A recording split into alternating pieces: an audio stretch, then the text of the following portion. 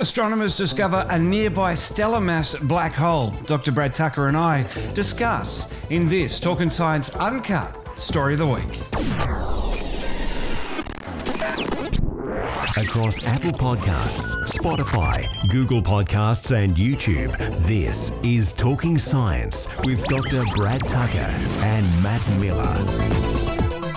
And our first story of the week, Brad, is all about a black hole pretty close to Earth by astronomical standards. It is 1,000, I was going to say 1,000 kilometres away, but we'd be in serious trouble if that was the case. Yeah, look, 1,000 kilometers would be a bit of a, that would be close, let me tell you. Look, I know it would feel like it'd be on par for 2020 to all of a sudden have a black hole only 1,000 kilometers away, but it's not that bad yet. It is 1,000 light years, of course, which is in the galactic neighborhood, really, isn't it? It is. Look, the Milky Way is 100,000 light years across. So, it's relatively nearby. It's 1% close, in the 1% area of our neighborhood or our solar neighborhood compared to the rest of them. And more importantly, it's been found that one exists that close, but also just the size of it. It is a small, what we call a stellar mass black hole.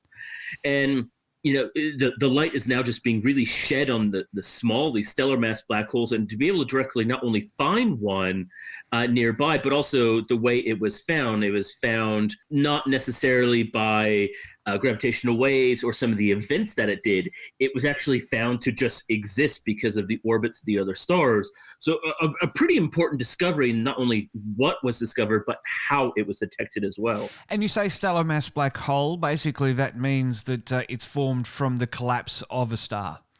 Yeah, so when a big star, at the very minimum 8 solar masses, 8 times the mass of our sun, but we expect more to be on the order of 10 to 30 to 50 times the mass of our sun. When those stars explode, they explode because the core collapses, as we say, and that's what actually forms the black hole and actually helps create the star explode. So the fact that it's 4 times the mass of our sun, we know it was on the smaller end of stars that die and explode and create us. And only usually when we found the stellar mass black holes has been through gravitational waves, not direct detections like this. So is it because it's so close that we've been able to do a direct observation? Yeah, that's exactly right.